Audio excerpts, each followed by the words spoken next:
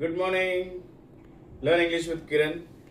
ఈరోజు word of the డేలో మనం నేర్చుకుంటున్నాం అంటే మనం రెగ్యులర్గా యూజ్ చేసే ఒక వర్డ్ని నేర్చుకుంటున్నాం. అది ఎట్లా అంటే ఇప్పుడు మన పిల్లలు రెడీ అవుతే అరే చాలా అందంగా ఉన్నావురా, చాలా అందంగా ఉన్నావు తల్లి అని చెప్పేసి అంటాం. సో ఆ అందం అలాంటి ఏమంటామండి మనం? ఎస్, బ్యూటిఫుల్ అని గర్ల్స్కి అంటాం. మరి బాయ్స్కి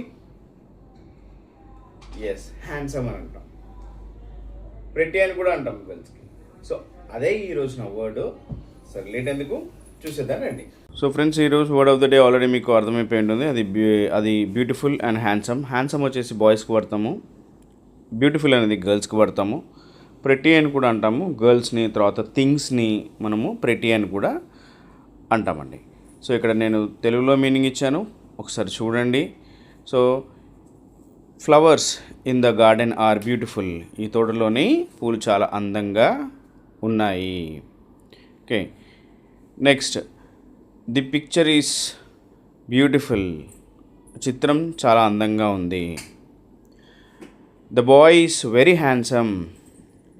ఆ పిల్లవాడు చాలా అందంగా ఉన్నాడు. ఇలా మనము వాడచ్చండి. సినానిమ్స్ వాడాను, యాంటోనిమ్స్ వాడాను. సినానిమ్స్ అంటే ఏంటండి? Same meanings. యాంటోనిమ్స్ అంటే ఆపోజిట్ వర్డ్స్ కూడా వాడాను. మీరు ఏం చేస్తారంటే ప్లీజ్ ఒక నోట్బుక్ పెట్టుకొని ఇవి ప్రాక్టీస్ చేయండి. బ్యూటిఫుల్ మీద ఒక 2 సెంటెన్సెస్ రాసుకోండి. హ్యాండ్సమ్ మీద ఒక 2 సెంటెన్స్ రాసుకోండి. ఎక్కడ ఎలా యూజ్ చేయాలని కూడా నేను మెన్షన్ చేశాను. సో ఆ విధంగా ప్రాక్టీస్ అనేది డెవలప్ చేసుకోండి. అలాగే రాసుకోవడమే కాదు, కంపల్సరిగా మాట్లాడండి. మీ పిల్లలైతే అరే యూ లుక్ బ్యూటిఫుల్ రా అని చెప్పేసి గర్ల్ అనండి. బాయ్ అయితే hey you look handsome my dear boy అని చెప్పేసి అనండి. అలా అంటుంటేనే మనకి వస్తుందండి, ప్రాక్టీస్ అవుతూ ఉంది. సో చేస్తారు కదా. థ్యాంక్ యూ అండి. ఈవినింగ్ క్లాస్లో కలుద్దాము. Good day.